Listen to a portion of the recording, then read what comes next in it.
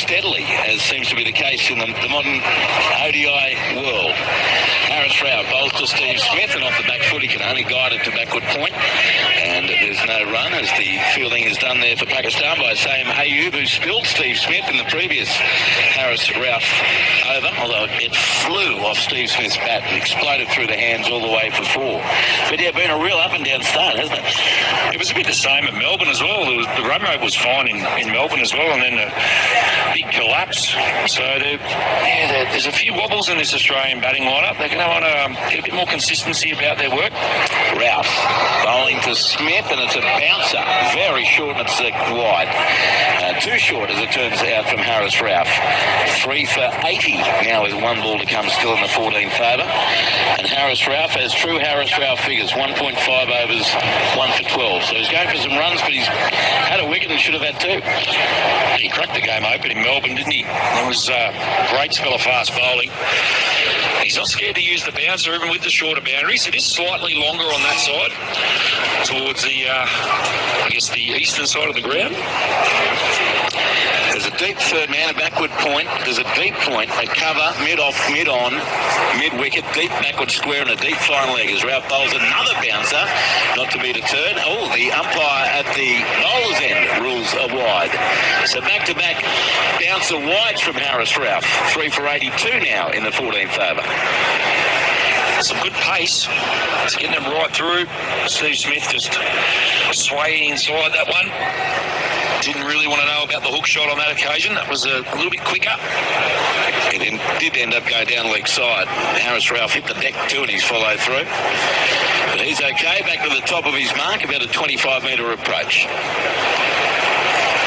And he comes to Steve Smith. This time it's on target, and Smith can only defend down the onside. Picked up a mid-on to end the over eventually. 3 for 82 after 14 overs Australia. Labuschagne 1, Smith 27, having lost Fraser McGurk for 13, Short for 19, and Inglis for 18. As I mentioned with Darren earlier, Phil, the interesting part of all of this for me in this innings is how Pakistan make up the 10 overs that aren't the 4 quicks. They only use the 4 fast bowlers in Melbourne, and effectively, and they're defending a short total, but they're going to have to get 10 overs from Salman Ali Agar, and who else is anyone's guess? Yeah, we haven't seen that fit bowler yet, as you said. So, yeah, there are a couple of little options. I know Gulam bowls a little bit of left-arm spin as well. So there's a couple of spinners there, but their strength is definitely their fast bowling. And they like to go to those guys quite regularly, as we saw in Melbourne. So Sharif Freedy back into the attack. 4 overs, 2 wickets in his first spell. Bowled really well. Dropped a catch too. And Short was on 8 at deep square leg. But a slip back in play now with the new man Labuschagne on strike. Alga is the slip. Here comes Afridi, the left arm quick bowls, and Labuschagne defends this down the leg side off his body, I think. And Rizwan takes it tumbling to his left. And it remains 3 for 82. What do you think about this move, bringing Afridi back with the new man in? Yeah, I like it. Bring your strike bowler back on. Try and really crack the game open. These are the 2 key wickets. You want your best bowlers bowling to probably your 2 best one-day batters in this side as far as accumulators go anyway. Otherwise they're expected to bat some time around. These are the 2 steady hands, aren't they? Labuschagne and Smith. Afridi bowls to Labuschagne, who's defending it off a thickish inside edge. It runs down to a vacant fine leg. They have one, and they'll come back for a second as the return is fired in, and the bails are removed.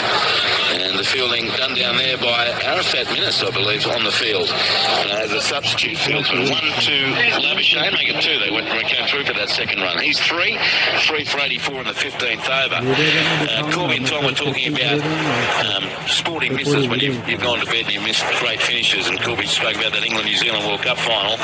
Dudes from Wagania has another take. Not a sporting miss, but when the original US Survivor was on, I didn't watch telly or listen to the radio pre-social media, had the beers and chips ready to go as Afridi bowls to Labuschagne, and he runs this down to a wide slip, and it's well fielded by Salman Ali Aga to prevent a run. It was deliberately guided, but it was beautifully positioned in the field. Had the beers and chips ready to watch, and my My mum called and said, how about that lady winning Survivor? Didn't watch that night, just ate the chips. As I think it was Tom saying, you cannot avoid it when you want to avoid it. And the more you tell people, don't tell me the score, don't tell me the result, They can't help themselves. Can't help themselves.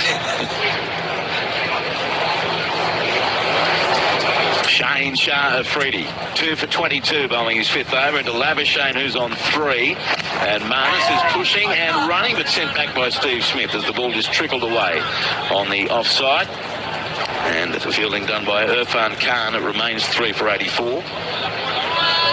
I'm a big EPL fan, and I remember watching Liverpool play AC Milan in that famous Champions League trophy final, and they were down 3-0 at half-time and nearly went home. I was going to go home at half-time, and I went, just give it another 5 minutes. I kept in there, stuck in there, and then they ended up getting it in extra time. It's one of the